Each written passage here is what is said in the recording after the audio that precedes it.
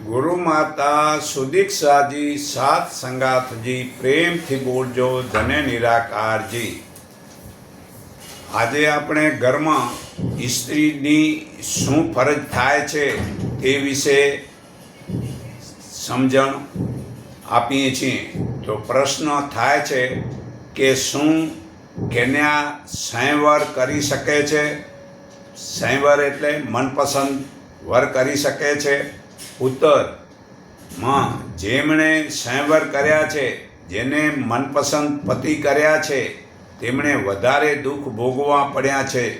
જુઓ, સીતાજી, દ્રૌપદીજી, દમયંતીજી વગેરે સ્વયંવર કર્યા તો તેમને વધુ દુઃખ જ પડ્યું છે। આજકાલ જે કન્યાઓ જાતે જ પતિને પસંદ કરે છે, પોતાના મનગમથી જ લગ્ન કરે છે, તેઓ દુઃખી રહે છે, તેને સુખ મળતું જ નથી। જે કન્યા સ્વયંવર કરે છે તેની જવાબદારી તેના પોતાના પર રહે છે, પરંતુ પિતા સંબંધ જોડે છે ત્યારે તે પિતાની જવાબદારી રહે છે। તે પિતા સંબંધ જોડે, ત્યાં ભૂલ થાય તો પિતા માફ કરે છે। તે કન્યા જાતે વર કરે પછી ભૂલ થાય તો કોણ માફ કરે? જેમ ગુરુ કરવાથી ગુરુની આજ્ઞામાં રહેવું પડે છે, જો તે ગુરુની આજ્ઞાનું પાલન કરતો નથી, તેને દુઃખ પડે છે। તેને ભગવાન પણ માફ કરી શકતા નથી। પણ જો ભગવાન ક્રોધિત થઈ જાય તો ગુરુ માફ કરાવી શકે છે। તેથી સ્વયંવર કરવાવાળી કન્યા પર વિશેષ જવાબદારી પોતાના ઉપર રહે છે। તો પ્રશ્ન, જો કન્યા લગ્ન ન કરે અને સાધનામાં જ જીવન વિતાવે તે બરાબર છે? ઉત્તર, કન્યાને માટે લગ્ન ન કરવું તે બરાબર નથી, કારણ કે પોતાનો જીવનમાં ઘણી મુશ્કેલીઓ આવે છે। જ્યાં સુધી માતા પિતા જીવે છે ત્યાં સુધી તો ઠીક છે। માતા પિતાના મૃત્યુ પછી ઘણું દુઃખ પડે છે।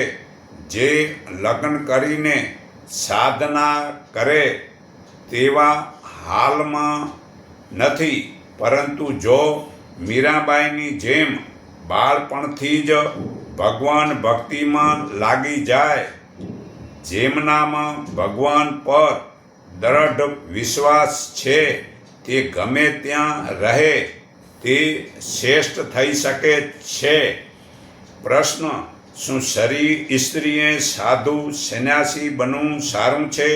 ઉત્તર, પુરુષને તો આ અધિકાર છે કે તેને સંસારથી વૈરાગ થઈ જાય તો તે ઘર વગેરેનો ત્યાગ કરીને એકલો રહી શકે છે, પરંતુ સ્ત્રી એકલી રહી શકતી નથી। માટે ઘરમાં જ રહીને પોતાનું કર્તવ્યનું પાલન કરવું જોઈએ। ખરેખર ત્યાગ વૈરાગમાં તે સાધુ સંન્યાસી બનવાની જરૂર નથી, જેની ભીતર પદાર્થની ગુલામી નથી, મોહ નથી, તે ઘરમાં રહેવા છતાં સાધ્વી છે અને સંન્યાસી છે। પ્રશ્ન, પતિવ્રતા, સાધ્વી અને સતી કોને કહેવાય છે?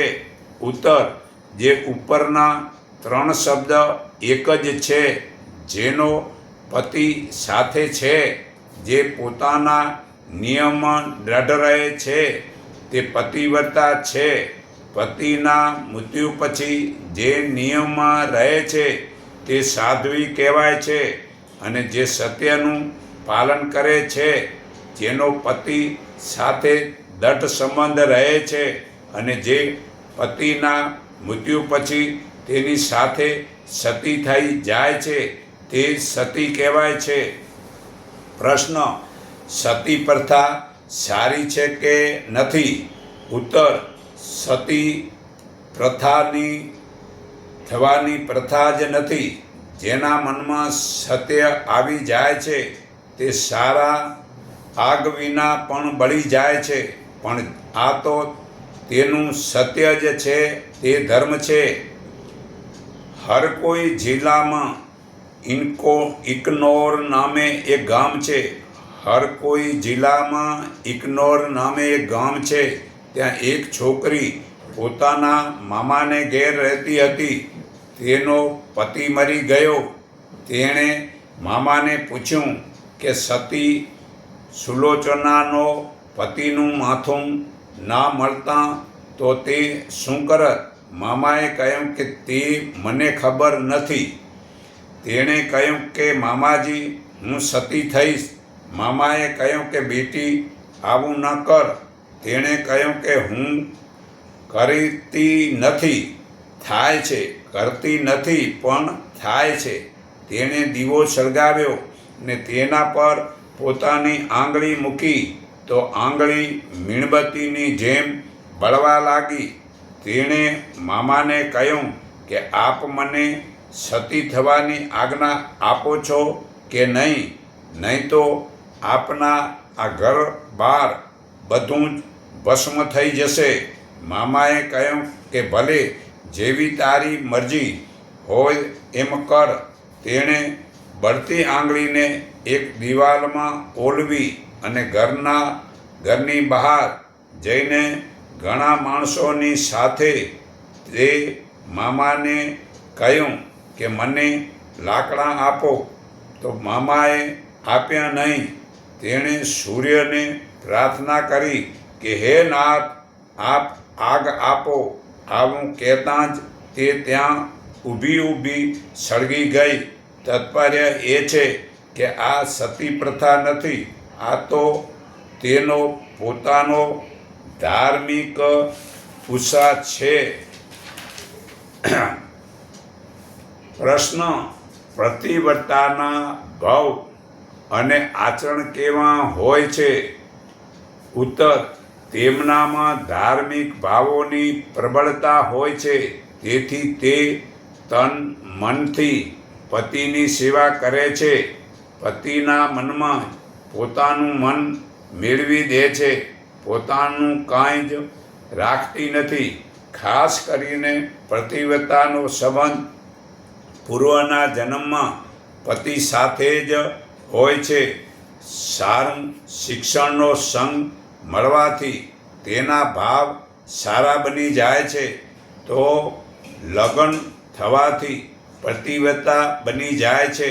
સતી ગરીબનું ઘર ચલાવે છે. સતી પતિના દુઃખને પોતાનું દુઃખ સમજે છે. સતી સૂતી વખતે પતિના પગ દબાવે છે. સતી પતિથી જુદી રહેતી નથી. સતી પતિ સિવાય કોઈનું મોઢું જોઈતી નથી. સતી ઘરમાં બધાથી વહેલી ઉઠે છે. તે બધાને સુવડાવીને પછી ઊંઘે છે. તે સતીના ઘણા જ મતલબ કે સારા ગુણ જીવનમાં હોય છે. તે એકદમ ગરીબમાં ગરીબ માણસનું પણ ઘરમાં રહીને જ એ દિવસો વિતાવે છે. એ કોઈ પણ સાવકાર શેઠિયા વગેરેની આશા રાખતી નથી. તો પ્રશ્ન: પતિવ્રતાની ઓળખાણ કઈ? ઉત્તર: પતિવ્રતાના ઘરમાં સુખ શાંતિ રહે છે અને સૌ પોતાના ધર્મનું પાલન કરવાવાળા હોય છે. તેના સંતાનો ભક્ત, દાતારી અને શૂરવીર બને છે. માતા પિતાના ભાવોની અસર પડે છે. પતિવ્રતાને જોવાથી પાપ છૂટી જાય છે. પરંતુ બધી જગ્યાએ આ નિયમ લાગુ પડતો નથી. કારણ કે પતિવ્રતાને જોઈને આપણી અંદર સારા ભાવ જ જાગૃત થાય છે.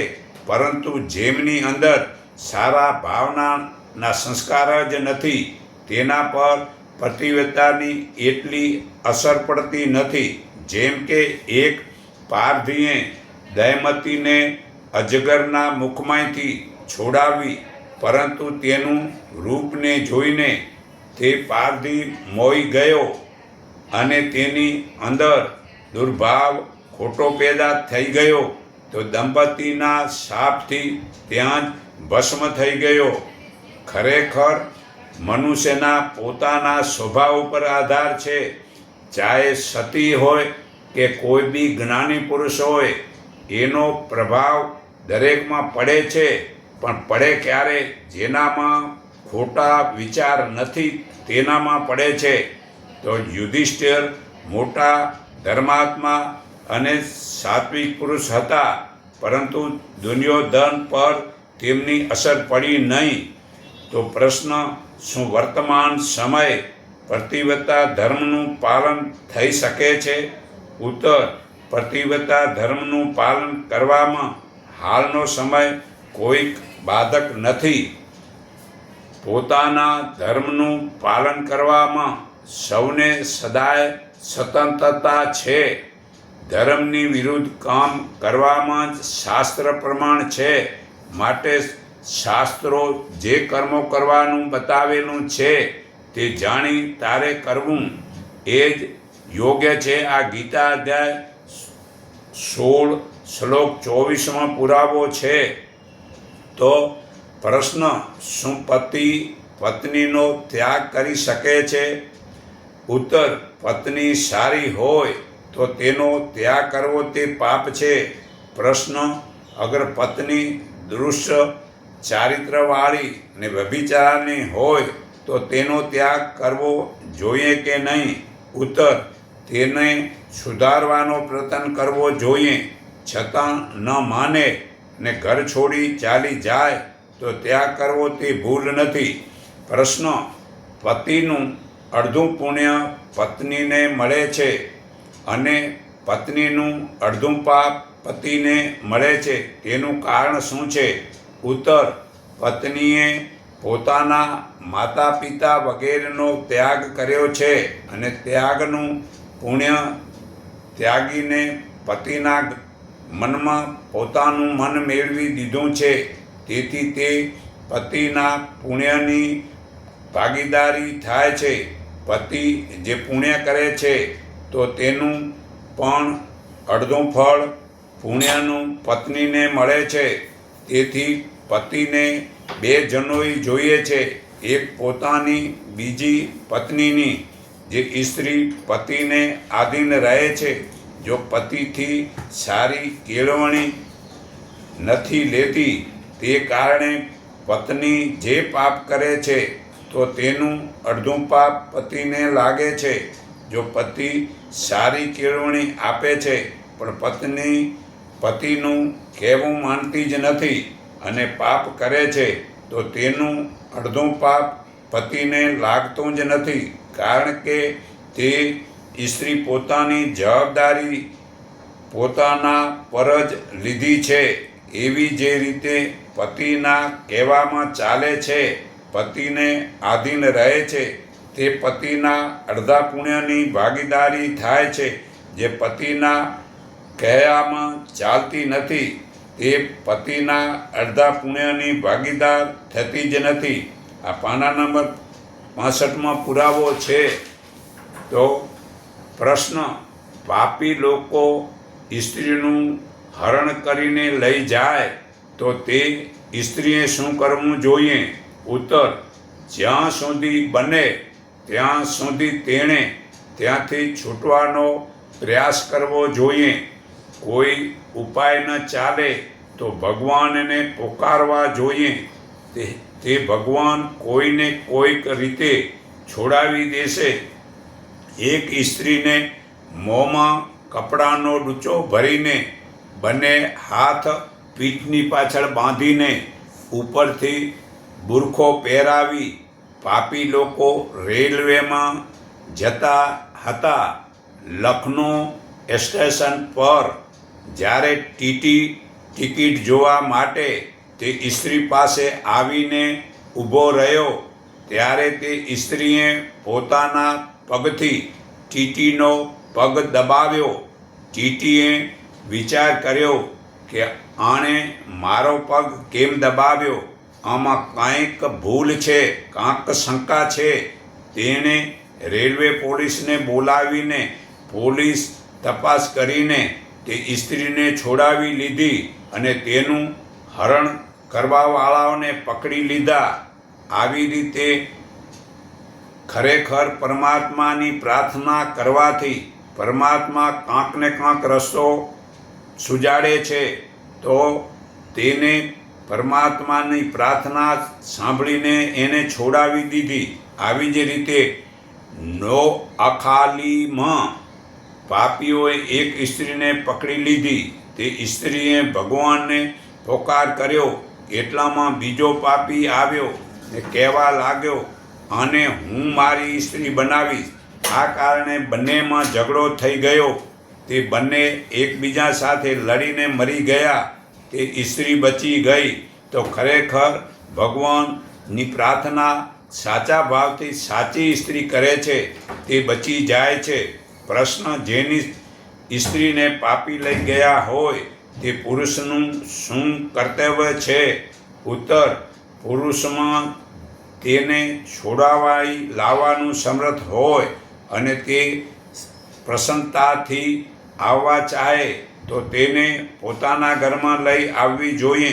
કારણ કે તેની સાથે જબરદસ્તી થઈ છે. તેથી તેનું એક પ્રતિવર્તા રહ્યો નથી, પરંતુ તેનો ધર્મ બગડ્યો નથી. ધર્મ તો પોતાની ઈચ્છાથી છોડવાથી જ બગડે છે. તેથી તો તે સ્ત્રીએ મન બગાડ્યું નથી, તેણે સંગનું સુખ લીધું નથી, તો તેનો પતિવ્રત ધર્મ નાશ થતો નથી. તેથી જો તે પાછી આવી જાય તો તેને ગીતા વગેરેના પાઠ વડે તથા ગંગા જળથી સ્નાન કરાવીને શુદ્ધ કરી લેવી જોઈએ. તે રચલા થઈ જશે ત્યારે તે સર્વથા શુદ્ધ થઈ જશે. જુઓ, જમદગ્નિ ઋષિની પત્ની રેણુકા રોજ પોતાના પતિવ્રત ધર્મના પ્રભાવથી કપડામાં પાણી ભરીને લાવતી હતી. એક દિવસ તેણે નદીના કિનારા પર સોના જેવા ચમકદાર અને સુંદર વાળ જોયા. તેના મનમાં વિચાર આવ્યો કે આ વાળ આટલા સુંદર છે તો તે પુરુષ કેટલો સુંદર હશે. આ વિચાર મનમાં આવતાં જ તેનો ધર્મનાશ થઈ ગયો અને તે પહેલાંની જેમ કપડામાં પાણી ભરીને લાવી શકી નહીં. બીજું, ઇન્દ્રે ગૌતમ ઋષિનું રૂપ ધારણ કરીને અલ્યાને ભ્રષ્ટ કરી તો તેનો ધર્મ ભ્રષ્ટ ન થયો, ફક્ત એક પતિવ્રતા નાશ થયો. જો કે પતિએ ક્રોધમાં આવીને તેને પથ્થર થવા બનાવી દીધી, તો પણ ભગવાન રામે તેનો ઉદ્ધાર કરી દીધો, કારણ કે તે પોતાના ધર્મમાં દ્રઢ હતી. ત્રીજું, પાપીઓ જબરદસ્તી કરીને જે સ્ત્રીઓને ભ્રષ્ટ કરે છે તેમનો ધર્મ ભ્રષ્ટ થતો નથી. તેથી તેઓ હિન્દુ ધર્મમાં આવવા ચાહે તો તેમને લઈ લેવી જોઈએ અને ગંગા સ્નાન, ગીતા વગેરે શુદ્ધ થાય છે. આ પાના નંબર 67. તો પ્રશ્ન, પત્ની કોઈની ઈચ્છાથી ક્યાંક ચાલી જાય અને પાછી આવે તો શું કરવું? ઉત્તર, તેને આપણી પત્ની માનવી ન જોઈએ. તેની સાથે પત્ની જેવો વ્યવહાર કરવો નથી. જે સંત કુબાજી મહારાજની પત્ની તેમને છોડીને બીજાની સાથે ચાલી ગઈ, ત્યાં તેને સંતાન પણ થઈ ગયા, પરંતુ તેનો તે પતિ મૃત્યુ પામ્યો. હવે તેને માટે જીવન નિર્વાહ કરવાનું પણ ઘણું જ મુશ્કેલ થઈ ગયું. તેથી તે ફરી પાછી કુંભાજી પાસે આવી ગઈ. કુંભાજીએ તેના જીવન નિર્વાહ માટે અનાજ, પાણી, કપડાં વગેરેની સગવડ કરી દીધો, પરંતુ તેને પોતાની પત્ની માની નહીં. તો પ્રશ્ન, પતિ ખરાબ હોય તો પત્નીએ શું કરવું જોઈએ? ઉત્તર, પત્નીએ ખરાબ પતિનો ત્યાગ કરવો નહીં, પરંતુ પોતાનું પતિવ્રત ધર્મનું પાલન કરીને તેને સમજાવવો જોઈએ, જેવી રીતે મદોદરીએ રાવણને સમજાવ્યો પણ તેનો ત્યાગ કર્યો નથી. તો ખરેખર આપણે જે પ્રશ્ન પતિ દુષ્ટ રહિત હોય તો પત્નીએ શું કરવું તે માટે, તો જે લગ્ન સમયે સ્ત્રી પુરુષ બંને પરસ્પર વચનબદ્ધ થાય છે તે અનુસાર પતિને સલાહ આપવાનો, પતિને પોતાના મનની વાત કહેવાનો પત્નીને અધિકાર છે. ગાંધારી કેટલા ઊંચા દરજાની પતિવ્રતા હતી કે જ્યારે તેણે સાંભળ્યું કે જેની સાથે મારા લગ્ન થવાના છે તેના નેત્ર નથી, તો તેણે પણ પોતાના નેત્રો પર પટ્ટી બાંધી લીધી, કારણ કે નેત્રોનું જે સુખ પતિને નથી તે સુખ મારે પણ જોઈતું નથી. પરંતુ તેણે પણ સમય આવ્યો પતિ ધૃતરાષ્ટ્રને સમજાવ્યા કે આપે દુર્યોધનની વાત નહીં માનવી જોઈએ, નહીં તો કુળનો નાશ થઈ જશે. એવી સલાહ તેણે ઘણીવાર દીધી હતી, પણ ધૃતરાષ્ટ્ર તેની સલાહ માની નહીં, જેથી કુળનો નાશ થઈ ગયો. તાત્પર્ય એ છે કે પતિને સારી સલાહ આપવાનો પત્નીનો પૂરો અધિકાર છે. શાસ્ત્રોમાં કહેવામાં આવ્યું છે કે પતિવ્રતા સ્ત્રી તન મનથી પતિની સેવા કરે છે, પોતાના ધર્મનું પાલન કરે છે. તે મૃત્યુ બાદ પતિલોકમાં એટલે પતિની પાસે જાય છે. અગર પતિ ખરાબ છે તો પતિને નરકલોક મળશે. તેથી પતિવ્રતા સ્ત્રીનો લોક પણ નરક જ હોવો જોઈએ, પરંતુ પતિવ્રતા સ્ત્રી નરકમાં જઈ શકતી નથી, કારણ કે તેણે શાસ્ત્રની, ભગવાનની, સંત મહાત્માઓની આજ્ઞાનું પાલન કર્યું છે, પતિવ્રતાનું પાલન કર્યું છે. તેથી તે પોતાના પતિવ્રત ધર્મના પ્રભાવથી પતિનો ઉદ્ધાર કરે છે. અર્થાત જે લોક પતિનો હશે તે લોક પત્નીનો થઈ જશે. તાત્પર્ય એ છે કે પોતાના કર્તવ્યનું પાલન કરવાવાળો મનુષ્ય બીજાઓનો ઉદ્ધાર કરવાવાળો બની જાય છે. તો પત્ની હોય કે પતિ હોય, ખરેખર સારા કર્મ કરવાથી જે તેમની જોડે પત્ની ખરાબ હોય તો પણ એનું પાલન મત્યા પછી સારું સ્વર્ગ મળે છે, અને પુરુષ ખરાબ હોય અને પત્ની સારી હોય તો એના પુણ્ય પ્રતાપે ખરાબ પતિને પણ સ્વર્ગ મળે છે. તો પ્રશ્ન, જો પતિ પત્નીને વ્યભિચારને માટે પાપી કરે તો, પાપી બનાવે તો શું કરવું જોઈએ? ઉત્તર, પતિનો અધિકાર નથી કે તે પોતાની સ્ત્રી બીજાઓને આપે, કારણ કે પત્નીના પિતાએ પતિને જ દાનમાં દીધી છે. અન્ન, વસ્ત્ર વગેરેનું દાન લેનાર તો અન્ન વગેરે બીજાને આપી શકે છે, પરંતુ કન્યાદાન લેવાવાળો પતિ બીજાઓને પોતાની પત્ની આપી શકે નહીં. જો તે એવું કરે છે તો તે પાપનો ભાગીદાર બને છે. આવી સ્થિતિમાં પત્નીએ પતિની વાત બિલકુલ નહીં માનવી જોઈએ.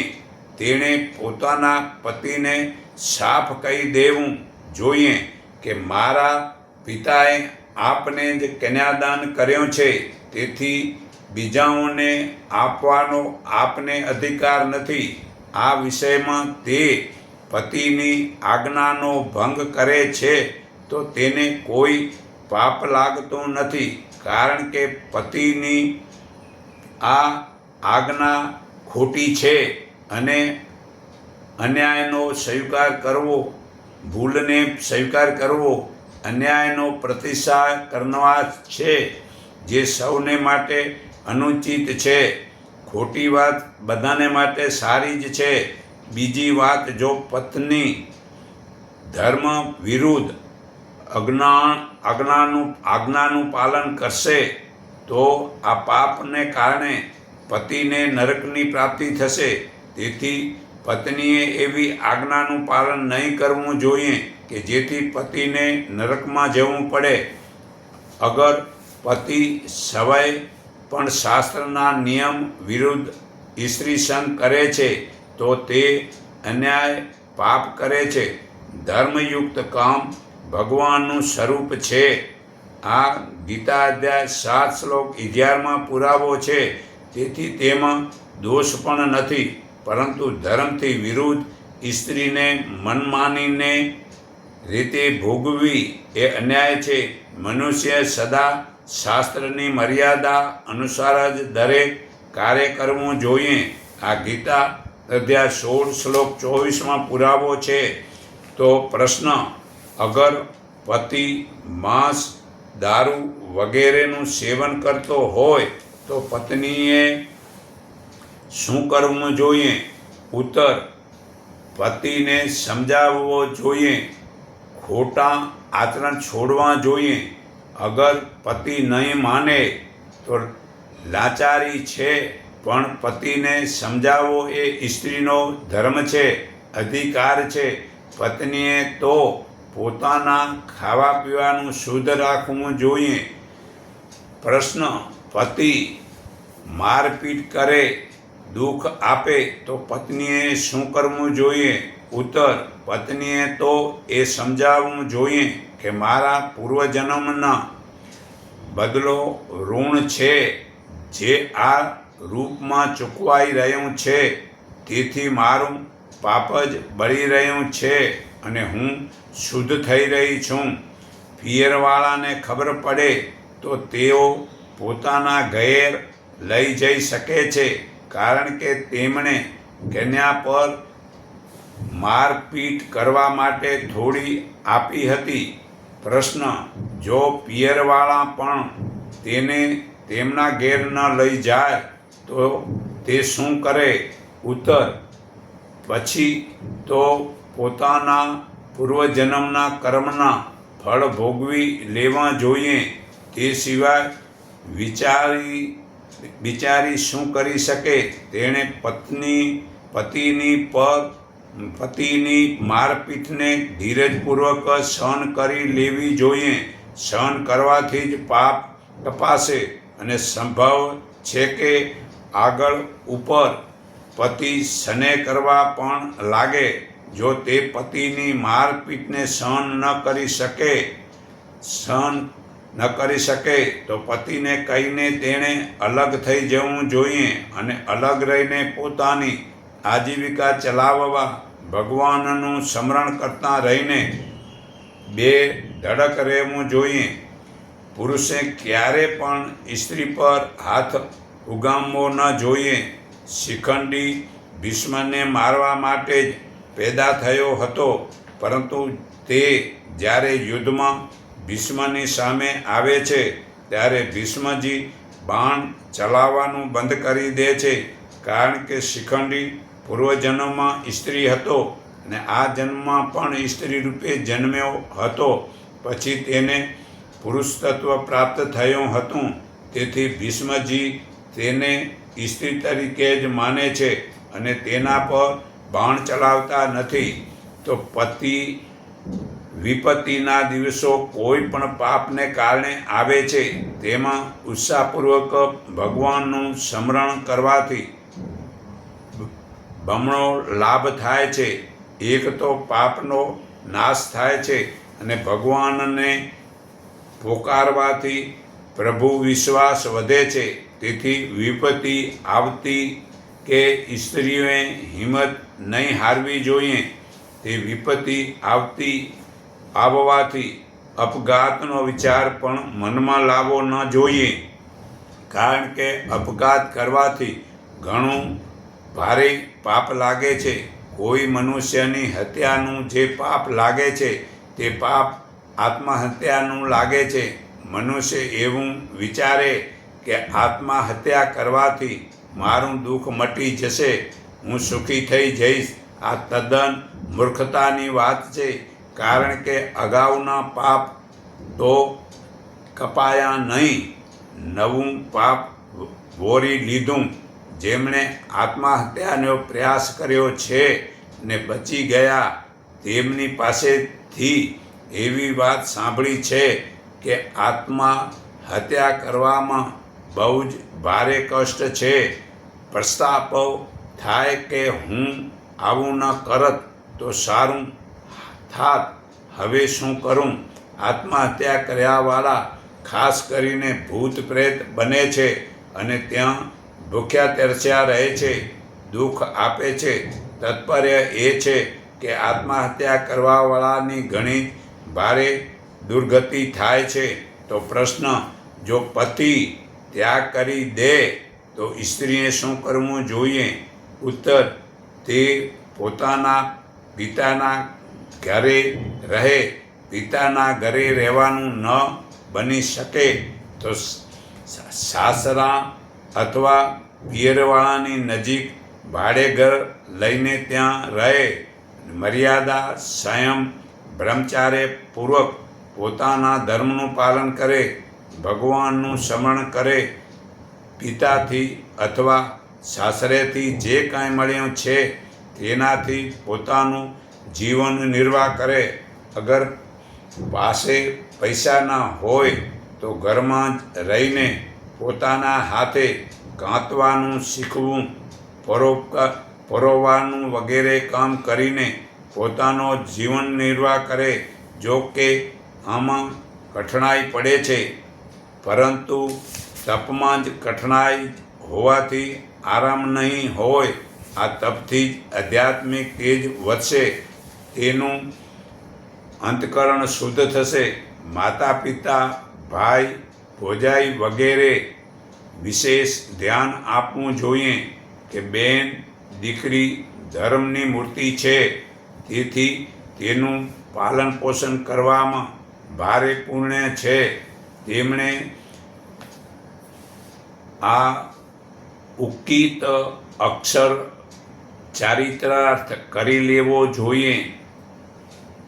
આ માનવ કનિષ્ઠ 7:3 અર્થાત વિપત્તિના સમય બેન દીકરીને સંયમ સોગણો સ્નેહ કરવો જોઈએ.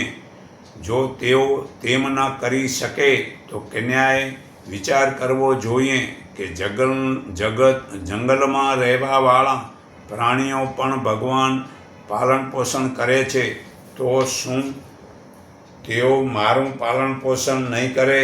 બધાના માલિક ભગવાન છે, તો હું અનાથ કેવી રીતે હોઈ શકું? આ વાતને દૃઢતાથી ધારણ કરીને ભગવાનને ભરોસે બેધડક, નિશ્ચિત અને નિશંક રહેવું જોઈએ. એક વિધવા બેન હતી, તેની પાસે કાંઈ ન હતું. સાસરાવાળાઓએ તેના ઘરેણાં દબાવી લીધા. તે કહેતી હતી કે ચિંતા છે જ નહીં, 2 હાથોની પાછળ એક પેઠ છે, પછી ચિંતા કરવી શાની? છોકરીઓએ બાળપણથી જ કાંતવા, ગૂંથવાનું શીખવાનું, પરોવવાનું, ભણાવવું શીખવું જોઈ લેવું જોઈએ. લગ્ન થાય ત્યારે પતિની સેવામાં કસર નહીં રાખવી જોઈએ, પણ ભીતરથી ભરોસો ભગવાનનો જ રાખવો જોઈએ. અસલી સહારો ભગવાનનો જ છે. એવો સહારો પતિનો નથી, પુત્રનો નથી, શરીરનો પણ નથી. આ બિલકુલ સાચી વાત છે. તેથી જો પતિ ત્યાગ કરી દે તો ગભરાવું નહીં જોઈએ. આ બાબતમાં પોતાની કોઈ તૂટી હોય તો તાત્કાલિક સુધારો કરી લેવો જોઈએ, અને પોતાની કોઈ તૂટી ન હોય તો બેધડક રહેવું જોઈએ. હૃદયમાં કમજોરી તો પોતાના ભાવ અને આચરણ બરાબર નહીં રહેવાથી જ આવે છે. પોતાના ભાવ આચરણ ઠીક રહેવાથી હૃદયમાં કમજોરી કદી આવતી જ નથી. તેથી પોતાના ભાવો આચરણોને સદા શુદ્ધ પવિત્ર રાખીને ભગવાનનું સ્મરણ કરતા રહેવું જોઈએ. ભગવાનનો ભરોસો કોઈ વાતની પરવા ન કરવી જોઈએ. આજના યુવકોએ સ્ત્રીને છોડી નહીં દેવી જોઈએ. સ્ત્રીનો ત્યાગ કરવો એ મહાપાપ છે, બહુ મોટો અન્યાય છે. આવું કરવાવાળાને ભયંકર નરકમાં જાય છે. તો પ્રશ્ન, પુરુષ બીજું લગ્ન કરી શકે કે નહીં? ઉત્તર, જો પહેલી સ્ત્રીથી સંતાન ન થાય, પિતૃ ઋણથી મુક્ત થવાને માટે, માત્ર સંતાન ઉત્પાદન કરવાને માટે પુરુષ શાસ્ત્રની આજ્ઞા અનુસાર બીજું લગ્ન કરી શકે છે. પોતાના સુખ ભોગને માટે તે બીજું લગ્ન ન કરી શકે, કારણ કે આ મનુષ્ય શરીર પોતાના સુખ ભોગને માટે છે જ નહીં. ફરી લગ્ન પોતાની પહેલી પત્નીની આજ્ઞાથી સહેમતથી જ કરવું જોઈએ, અને પત્નીએ પણ ઋતુ ઋણથી તે મુક્ત થાય તે માટે ફરી લગ્નની આજ્ઞા આપી દેવી જોઈએ. ફરી લગ્ન કર્યા પછી પતિએ પોતાની પૂર્વ પત્નીનો અધિકાર સુરક્ષિત રાખવો જોઈએ. તેનો તિરસ્કાર નિરાધાર કદી ન કરવો જોઈએ, બલકે તેને મોટી માનીને બંને તેનું સન્માન કરવું જોઈએ. જેને સંતાન થઈ ગયા પણ સ્ત્રી મરી ગઈ, તેણે ફરી લગ્ન કરવાની જરૂર જ નથી, કારણ કે પિતૃ ઋણથી મુક્ત થઈ ગયો. પરંતુ જેની ભોગાશક્તિ મટી નથી, તે ફરી લગ્ન નહીં કરે તો તે વ્યભિચારમાં પડી જશે, વેશ્યાગામી થઈ જશે, જેથી તેને ભયંકર પાપ લાગશે. તેથી આ પાપમાંથી બચવા માટે તથા મર્યાદામાં રહેવાને માટે તેણે શાસ્ત્રની આજ્ઞા અનુસાર ફરી લગ્ન કરી લેવા જોઈએ. પ્રશ્ન, અગાઉના રાજાઓ અનેક લગ્ન કરતા હતા, તો શું આવું કરવું ઉચિત હતું? ઉત્તર, જે રાજાઓએ પોતાના સુખભોગને માટે ઘણા લગ્ન કરતા હતા, તેઓ આદર્શ મનાયા નથી. માત્ર રાજા હોવાથી કોઈ આદર્શ થઈ જતા નથી. જો સ્ત્રીની આજ્ઞા અનુસાર ચાલતા હતા, તે ધર્મનું પાલન કરતા હતા, તે રાજાઓ જ આદર્શ મનાયા છે. વાસ્તવમાં લગ્ન વિવાહ કરવો કોઈ ઊંચા દરજાની વાત નથી અને આવશ્યક પણ નથી. પરમાત્મા પ્રાપ્તિ કરવી આવશ્યક છે. તેને માટે મનુષ્ય શરીર મળ્યો છે, લગ્ન કરવા માટે નહીં. સ્ત્રી પુરુષનો સંગ તો દેવતાઓથી લઈને ભૂત પ્રેત વગેરે સુધી સ્થાવર જંગમ દરેક જોનીમાં થાય છે. તેથી કોઈ મહત્વની બાબત નથી.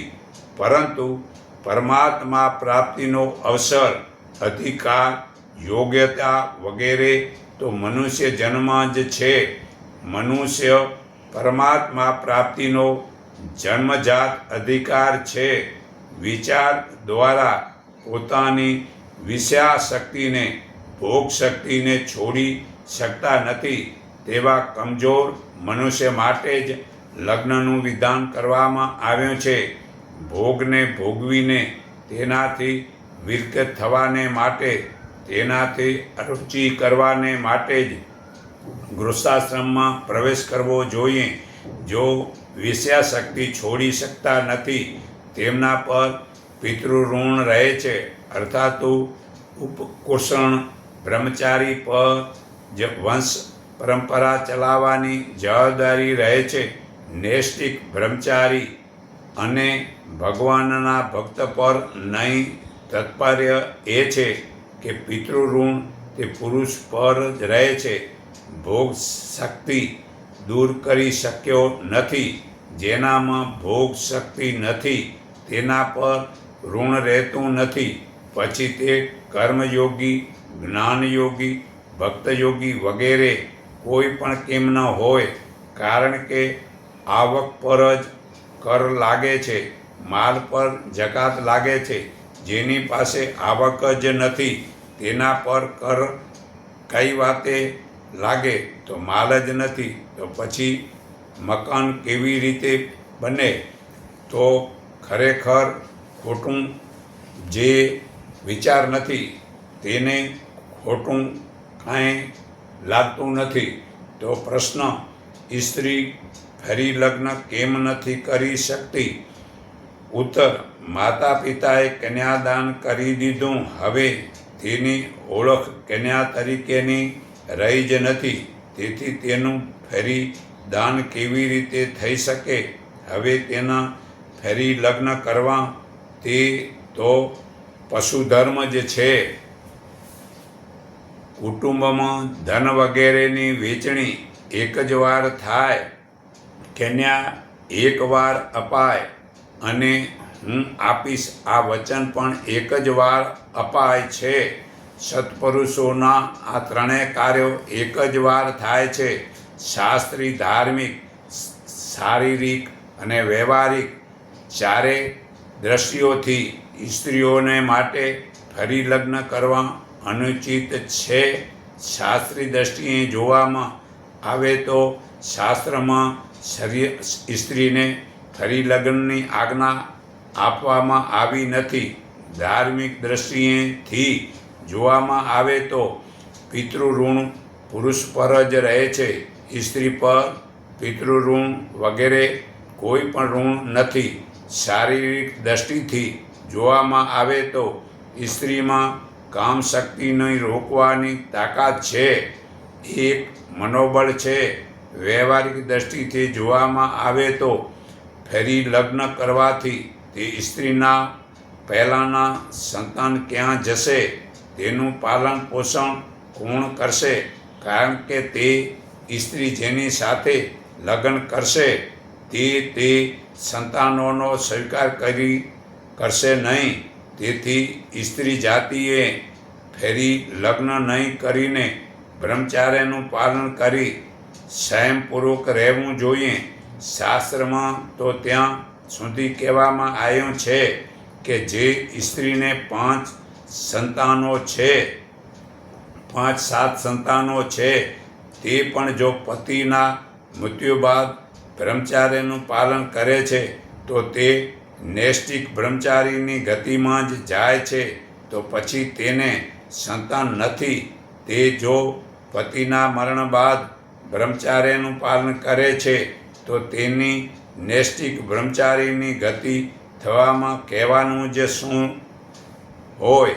પ્રશ્ન: જો જુવાન સ્ત્રી વિધવા થઈ જાય તો તેણે શું કરવું જોઈએ? ઉત્તર: જીવિત અવસ્થામાં પતિ જે બાબતોને સારી માનતો હતો અને જે બાબતો તેને અનુકૂળ હતી તેના મરણ બાદ પણ વિધવા સ્ત્રીએ તે અનુસાર આચરણ કરતાં રહેવું જોઈએ. તેણે વિચારવું જોઈએ કે ભગવાને જે પતિકુળના મોકલી છે તે મારી તપસ્યાને માટે જ જાણી સમજીને કરેલી તપસ્યાથી આ તપસ્યામાં ઘણી જ ઊંચી છે. ભગવાનના વિધાન અનુસાર કરવામાં આવેલ તપ સંયમનો મહિમા ઘણો છે. આવો વિચાર કરી તેણે મનમાં હંમેશા ઉત્સાહ રાખવો જોઈએ કે હું કેવી ભાગ્યશાળી છું કે ભગવાને મને તપ કરવાનો અવસર આપ્યો છે. ભાગવતમાં આવ્યું છે કે જે મનુષ્ય ક્ષણે ક્ષણે ખૂબ ઉત્સાહથી આપની કૃપાને સારી રીતે અનુભવ કરતો રહે છે અને પારમાંત અનુસાર જે કાંઈ સુખ કે દુઃખ મળે છે તેને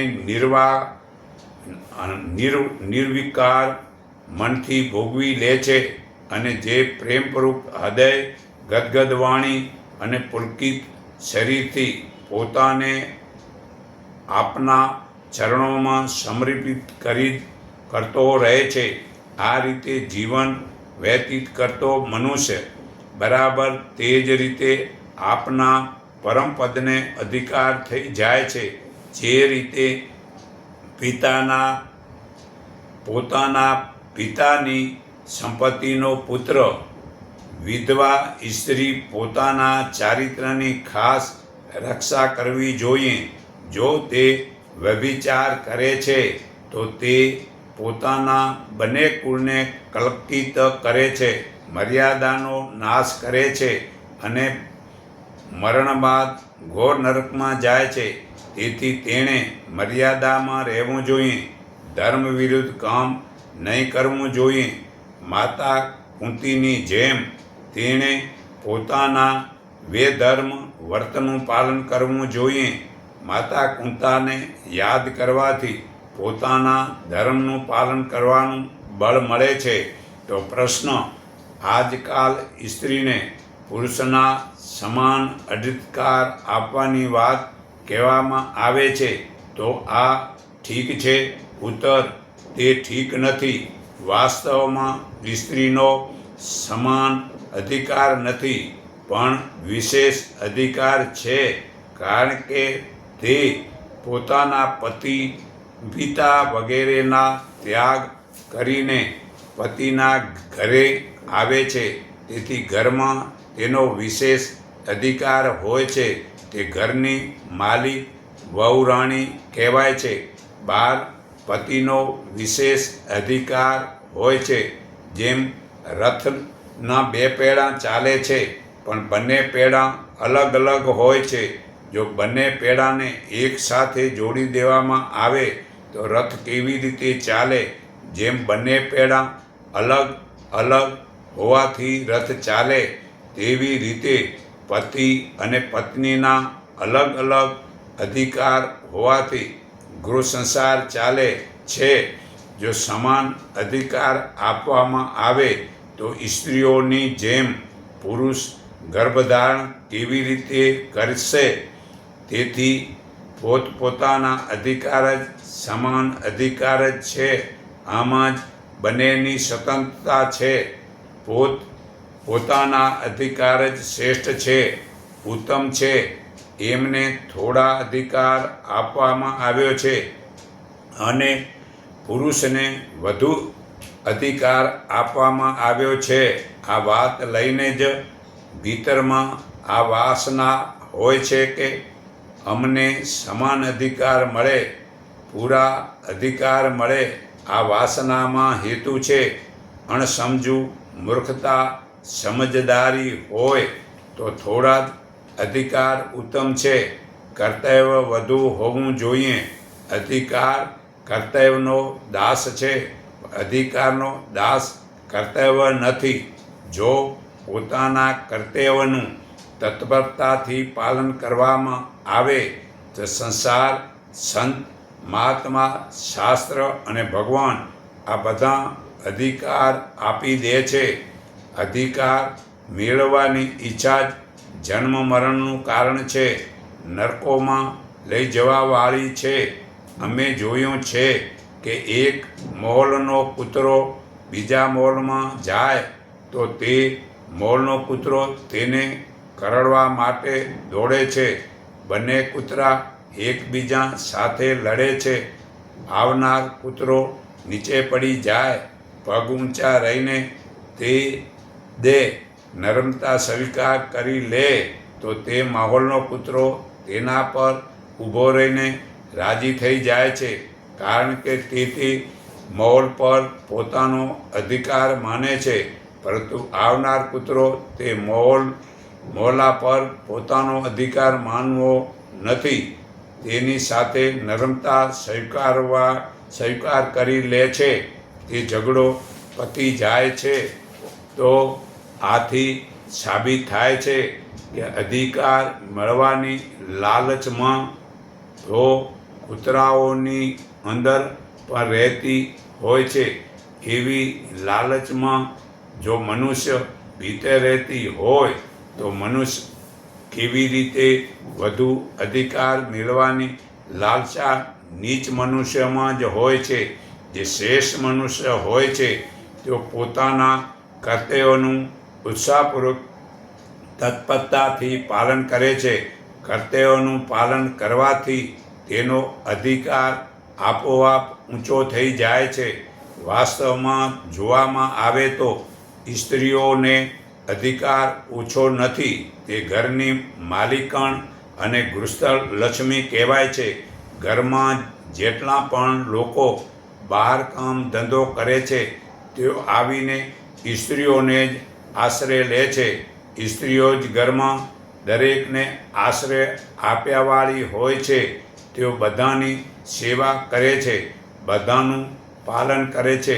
તેથી તેઓનો અધિકાર વધુ છે. પરંતુ જ્યારે તે પોતાના કર્તવ્યોથી વિમુખ થઈ જાય છે ત્યારે તેના મનમાં અધિકાર મેળવવાની લાલચા પેદા થાય છે.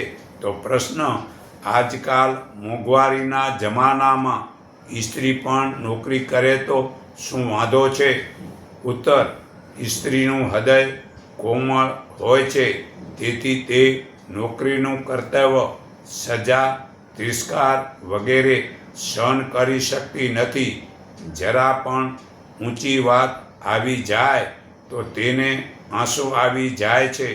નોકરીને ભલે ગુલામી કહો, ભલે દાસતા કહો, ભલે તુષ્ટા કહો, જ વાત છે.